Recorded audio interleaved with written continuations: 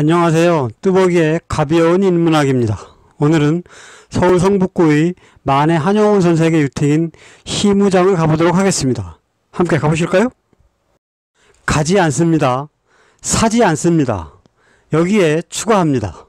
독립운동은 못했어도 불매운동에는 적극 참여합니다. 아베와 위정자들을 포함한 토착 왜구들의 초딩적 망동을 도저히 용납할 수가 없습니다.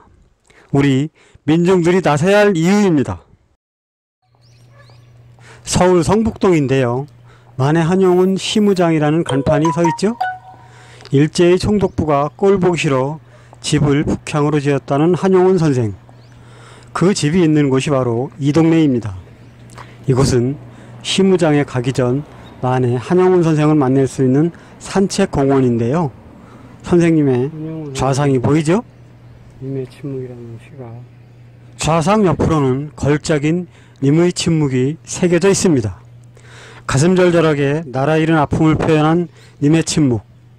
온몸으로 일제와 싸웠던 선생님의 마음이 전해지는 것 같습니다.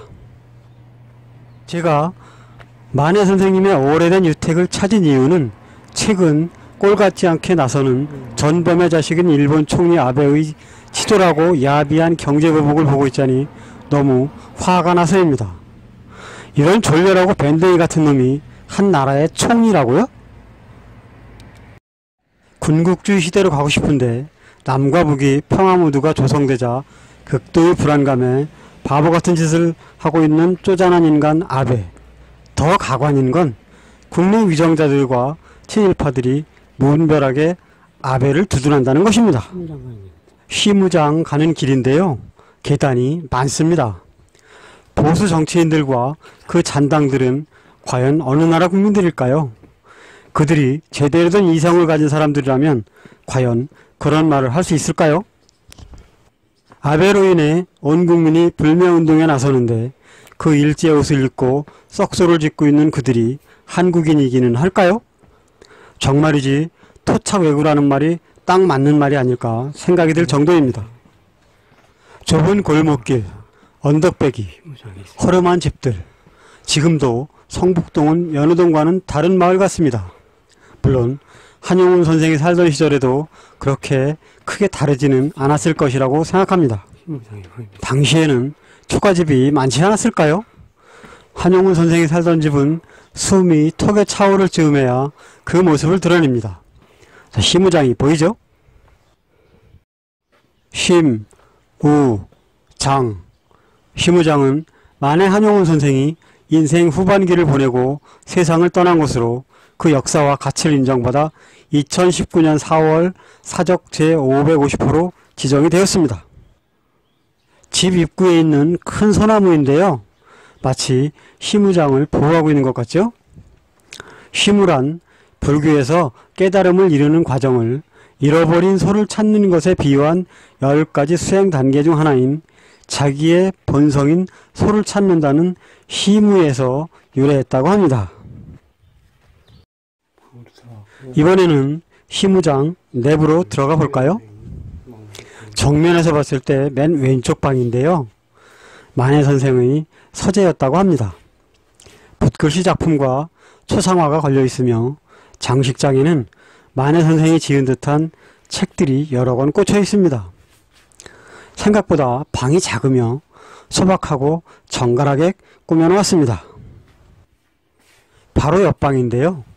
칸수로는 2칸이지만 역시 넓지 않아 보입니다.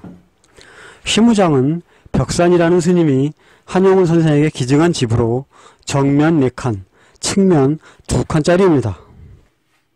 붓글씨 작품들이 보이죠?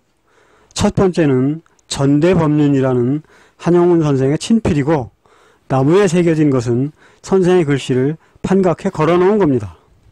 한용운 선생의 멋진 필체에 힘이 느껴지죠?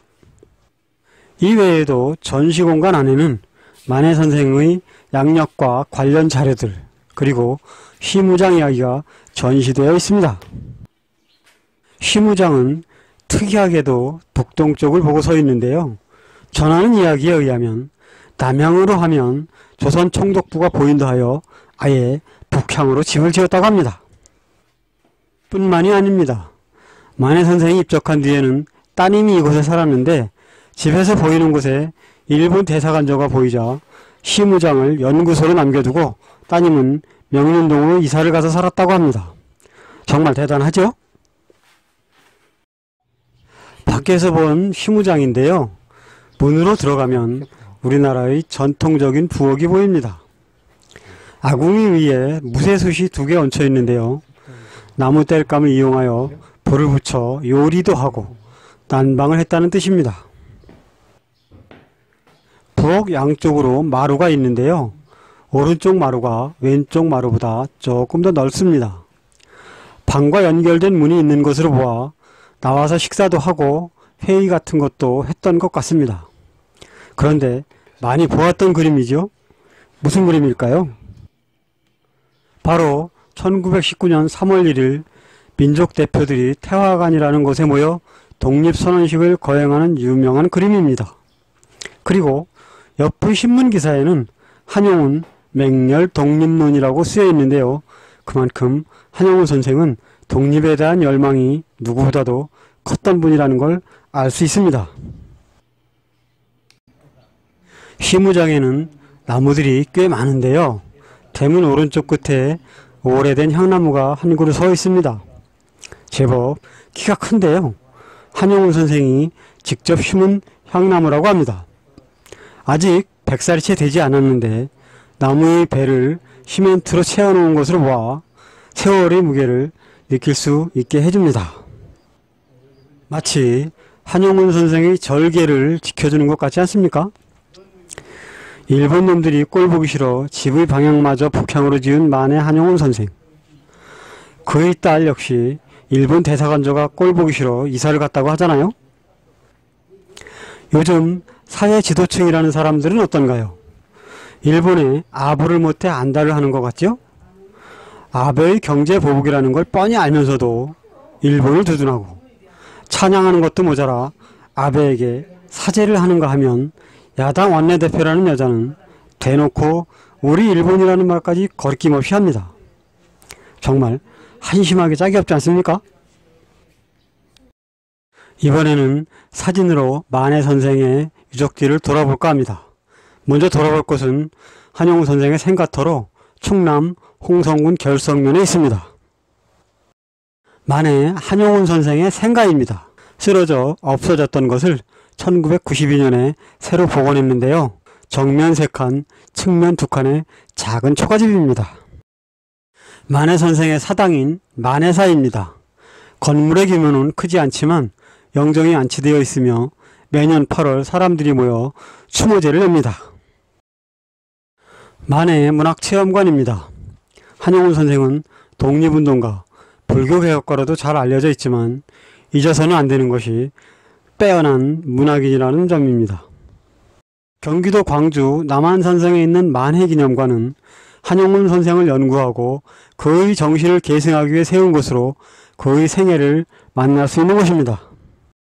강원도 인제군 백담사의 만해기념관으로 그의 정신을 계승하기 위해 1995년에 세웠습니다. 만해는 백담사에서 출가하여 승려가 됐죠? 백담사의 만해당인데요. 만해 한용운 선생을 기리기 위하여 1997년에 세운 건물입니다. 독립운동가로 민족시인으로 불교개혁가로 혁혁한 공을 세운 분임을 쉽게 알 수 있죠?